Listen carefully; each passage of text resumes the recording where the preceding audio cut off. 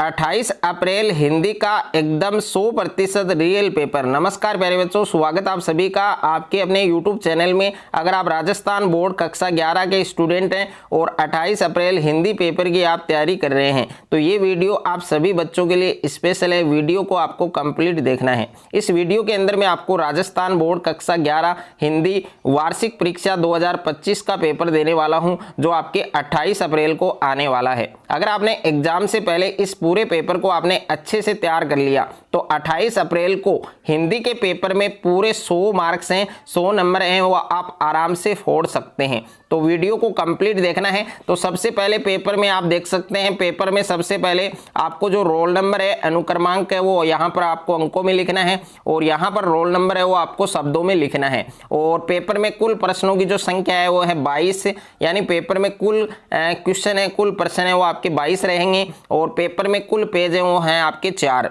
और जो टाइमिंग है, जो समय है वो है आपके 3 घंटे 15 मिनट। 3 घंटे 15 मिनट में हिंदी का ये पूरा पेपर आपको हल करना है और पूर्णांक आप देख सकते हैं 100 नंबर का ये पेपर आपके होने वाला है। तो कक्षा 11वीं वार्षिक परीक्षा 2025 का ये पेपर है, एनुअल एग्जामिनेशंस का पेपर है 2025 का, जो आपके 28 अप्रैल को होने वाला है। अगर आपने एग्जाम से पहले इस पूरे पेपर को आपने अच्छे से तैयार कर लिया तो हिंदी के पेपर में पूरे 100 मार्क्स हैं, पूरे 100 नंबर हैं, वो आप आराम से फोड़ सकते हैं। हिंदी का ये पेपर है आपके और पेपर का कोड आप देख सकते हैं 1103 और सामान्य अनुदेश हैं, ये भी आप पढ़ सकते हैं कि परीक्षार्थी सर्वप्रथम परीक्षार्थी प्रश्न पत्र के पहले पृष्ठ पर अपना अनुक्रमांक अवश्य लिखें और प्रत्येक प्रश्न के सामने उसका अंक भार अंकित है। तो सबसे पहले आपको निर्देश दिए गए हैं कि सभी प्रश्न हल करना अनिवार्य है। विद्यार्थी अपने नामांक प्रश्न पत्र पर अनिवार्यतः लिखें और प्रत्येक प्रश्न का उत्तर दी गई उत्तर पुस्तिका में लिखें। तो पूरा पेपर इस वीडियो के अंदर आपको मिलने वाला है, तो वीडियो को आपको कंप्लीट देखना है। तो पेपर में सबसे पहले आपको खंड ए दिया गया है और खंड ए में प्रश्न संख्या 1 है आपके निम्न गद्यांश को ध्यानपूर्वक पढ़कर नीचे दिए गए प्रश्नों के उत्तर दीजिए। और ये 6 नंबर का है आपके गद्यांश।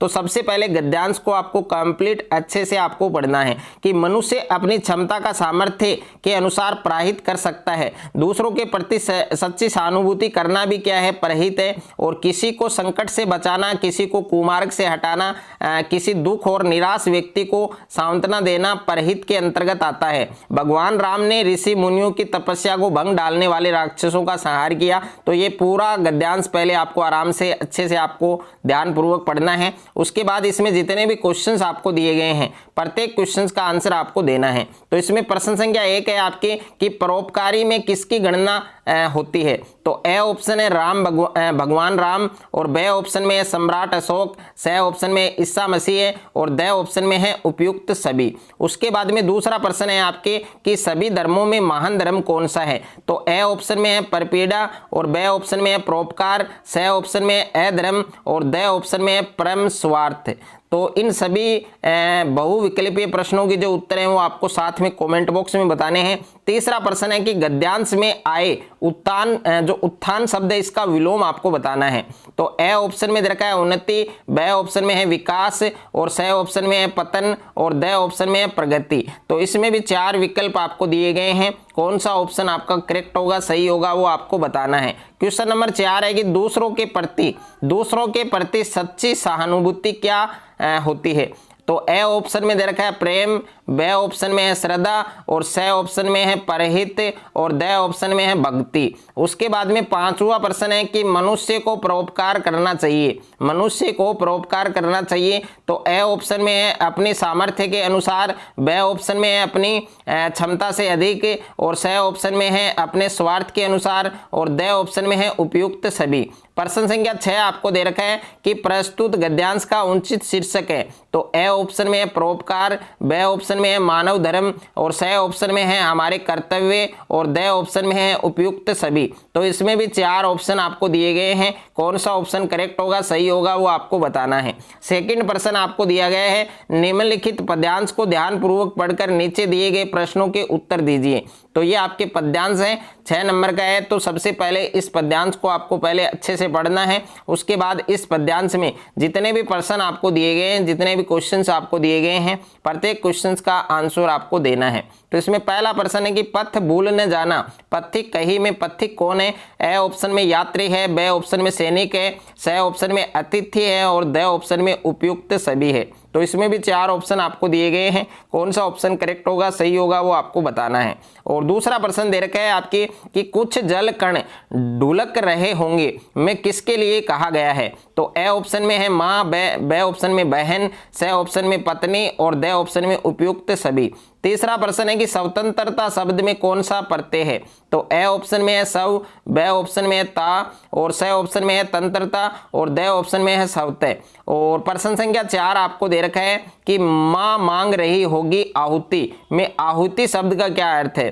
तो ए ऑप्शन में बलिदान है, बे ऑप्शन में त्याग है, स ऑप्शन में न्योछावर है और द ऑप्शन में मृत्यु है। उसके बाद में नेक्स्ट है आपके प्रश्न संख्या 5 है कि पल भर भी पढ़ असमंजस में, असमंजस शब्द का अर्थ आपको बताना है। ए ऑप्शन में उलझन, बे ऑप्शन में दुविधा, स ऑप्शन में कसमकस और द ऑप्शन में उपयुक्त सभी। उसके बाद में नेक्स्ट है आपके प्रश्न संख्या 6 आपको दे रखा है कि प्रस्तुत पद्यांश का उचित शीर्षक क्या है?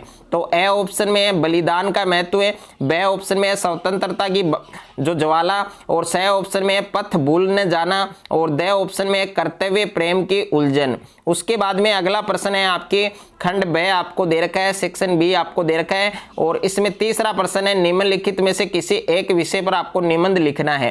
तो पहला निबंध है कि शिक्षित नारी सुख समृद्धि कारी और दूसरा है सोशल मीडिया का बढ़ता प्रयोग और उसका प्रभाव, तीसरा है युवाओं में बढ़ती नशे की कुप्रवृत्ति और 4 नंबर है खाद्य पदार्थों में मिलावट का बढ़ता कारोबार। तो ये 4 निबंध है, इसमें से एक निबंध आपको लिखना है। और 4 नंबर प्रश्न है कि अपनी ग्राम पंचायत के सचिव की ओर से जिला कलेक्टर को गांव में फैली मौसमी बीमारियों यथा मलेरिया, डेंगू या चिकनगुनिया के उपचारार्थ हेतु चिकित्सकों की टीम भेजने हेतु कार्यालय पत्र है वो आपको लिखना है। और अथवा में प्रश्न दे रखा है कि प्रधानाचार्य राजकीय उच्च माध्यमिक विद्यालय चूरू की ओर से पुलिस अधीक्षक चूरू को एक सरकारी पत्र लिखिए जिसमें बोर्ड की परीक्षा के दौरान विद्यालय परिसर में उचित पुलिस बल नियुक्त करने का अनुग्रह किया गया हो। और ये 5 नंबर का आएगा आपके। उसके बाद में 5वां प्रश्न है कि बढ़ते पॉलीथीन के दुष्प्रभाव विषय पर एक फीचर लिखिए। और दूसरा है आपके कि धड़ कंकारों का प्रयोग करते हुए बस दुर्घटना पर आपको एक समाचार आपको लिखना है। और प्रश्न संख्या 6 आपको दे रखा है कि आपके विद्यालय में वार्षिकोत्सव का आयोजन किया गया और उसका एक प्रतिवेदन आपको तैयार करना है। और प्रश्न संख्या 7 है कि जन संचार के कौन कौन से माध्यम हैं उनके नाम आपको लिखने हैं। और इसमें दूसरा प्रश्न है कि जन संचार के कोई 2 कार्य लिखिए। और तीसरा प्रश्न है कि पत्रकारिता से आप क्या समझते हैं। और उसके बाद में खंड 6 आपको दे रखा है और खंड 6 में आपके प्रश्न संख्या 8 है। और प्रश्न संख्या 8 में पहला प्रश्न है कि अविकार जो अविकारी शब्द है इसकी परिभाषा लिखनी है। और दूसरा है क्रिया विशेषण अवयव किसे कहते हैं। और तीसरा प्रश्न और प्रश्न संख्या 4 ये दोनों आपके रिक्त स्थान वाले हैं। तो जिस शब्द के अर्थ प्रसंगानुसार एक से अधिक होते हैं उन्हें कौन सा शब्द कहते हैं। तो प्रश्न संख्या 3 और 4 का जो आंसर है वो आपको कमेंट बॉक्स में बताना है। किसी शब्द के समान अर्थ की प्रतीति कराने वाले जो शब्द है वो क्या कहलाते हैं। तो इसका उत्तर भी आपको रिक्त स्थान में लिखना है और इसका आंसर आपको कमेंट में भी बताना है।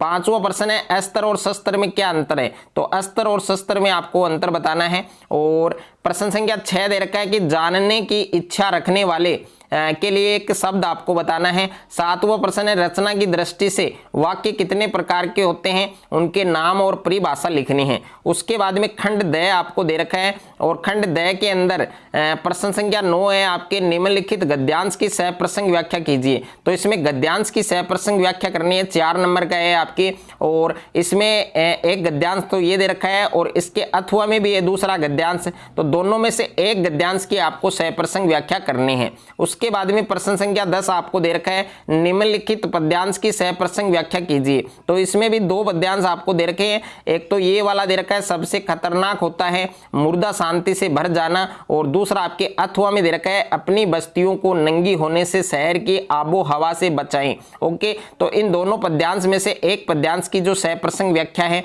वो आपको बनानी है। उसके बाद में प्रश्न संख्या 11 आपको दे रखा है, निम्नलिखित प्रश्नों के जो उत्तर है वो संक्षेप में लिखिए, और एक एक नंबर के हैं। तो इसमें पहला प्रश्न है, रजनी की स्लीप घंटे भर से चपरासी ने क्यों दबा रखी थी, और दूसरा है, जामुन का पेड़ कहानी में किस व्यंग्य पर किया गया है, और तीसरा प्रश्न है, किसानों के साथ भारत की चर्चा नेहरू जी कब करते थे, और 4 नंबर है, नेहरू जी ने भारत शब्द की उत्पत्ति के संबंध में क्या बताया है वो आपको बताना है। और प्रश्न संख्या 12 है, निम्नलिखित प्रश्नों के जो उत्तर है वो 40 शब्दों में देने हैं। प्रत्येक प्रश्न 2 नंबर का है। तो इसमें पहला प्रश्न है, किसी फिल्म की शूटिंग करते समय फिल्मकार को किन किन समस्याओं का सामना करना पड़ता है, और दूसरा प्रश्न है कि जामुन का पेड़ हास्य व्यंग्य कथा में लेखक ने कवियों पर क्या व्यंग्य किया है, और तीसरा प्रश्न है, आजादी से पूर्व किसानों को किन समस्याओं का सामना करना पड़ता था।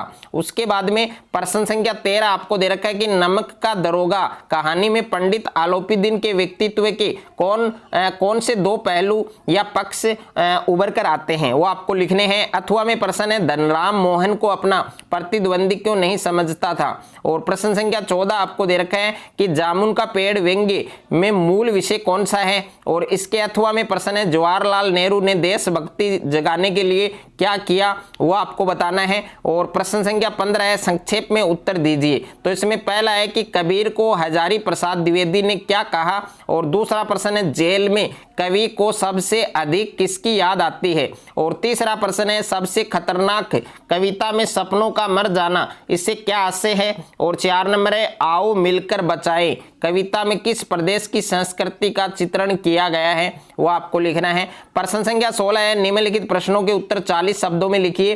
तो इसमें पहला प्रश्न है, आपके विचार से चंपा ने ऐसा क्यों कहा होगा कि मैं तो नहीं पढ़ूंगी, और दूसरा है, कवि ने किस आशय से मेहनत की लूट, पुलिस की मार, गद्दारी, लोभ को सबसे खतरनाक नहीं माना है। तीसरा है, दिल के भोलेपन के साथ साथ अखंडपन और जुझारूपन को भी बचाने की आवश्यकता पर बल क्यों दिया गया है यह आपको बताना है। और उसके बाद में प्रश्न संख्या 17 है कि सबसे खतरनाक कविता के केंद्रीय भाव को स्पष्ट कीजिए, और अथवा में है, सबसे खतरनाक कविता में निहित जो संदेश है वो आपको स्पष्ट करना है। और प्रश्न संख्या 18 है, आओ मिलकर बचाएं कविता का मूल भाव स्पष्ट कीजिए, और अथवा में आओ मिलकर बचाएं कविता में कवयित्री किसको बचाना चाहती है और क्यों ये आपको लिखना है। उसके बाद में प्रश्न संख्या 19 दे रखा है कि सही उत्तर लिखिए। तो इसमें पहला दे रखा है आपके कि रेगिस्तान में वर्षा को मापने के लिए किस शब्द का उपयोग होता है। तो ए ऑप्शन में इंच दे रखा है, ब में सेंटीमीटर, और स ऑप्शन में रेजा, और द ऑप्शन में खेप।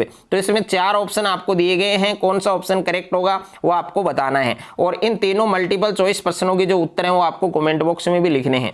दूसरा है, राजस्थानी महिलाओं के लोक नृत्य को क्या कहा गया है। तो ए ऑप्शन में गरबा, ब ऑप्शन में दांडिया रास, और स ऑप्शन में लावणी, और द ऑप्शन में घूमर। और तीसरा है, हमारे यहाँ का मुख्य वाद्य यंत्र क्या था, वीणा, रवाब, और दोतार या फिर बांसुरी। उसके बाद में प्रश्न संख्या 20 आपको दे रखा है, जो उत्तर है वो आपको संक्षेप में लिखने हैं। पहला प्रश्न है, रेजानी पानी किसे कहते हैं। दूसरा है, भारत के किन्हीं 4 लोक नृत्यों के नाम लिखिए। और प्रश्न संख्या 21 है, निम्नलिखित प्रश्नों के उत्तर 40 शब्दों में लिखिए। तो इसमें पहला प्रश्न है, लता की लोकप्रियता का मुख्य मर्म क्या है। और दूसरा प्रश्न है, लघुचित्र से क्या आशय, ये कितने प्रकार के होते हैं। तीसरा प्रश्न है, किवाड़ पेंटिंग क्या है, ये आपको लिखनी है। और प्रश्न संख्या 22 है, भारतीय संगीत की प्रमुख विशेषताओं को स्पष्ट कीजिए। और इसके अथवा में प्रश्न है, भारतीय शैल चित्रों के विकास पर एक लेख लिखिए। तो हिंदी का ये पूरा पेपर जो आपके 28 अप्रैल को होने वाला है, पूरा पेपर आपको अच्छे से तैयार करना है। अगर आपने एग्जाम से पहले पूरा पेपर अच्छे से तैयार कर लिया तो 28 अप्रैल को हिंदी के पेपर में पूरे 100 मार्क्स आप अचीव कर सकते हैं, पूरे 100 नंबर आप आराम से फोड़ सकते हैं।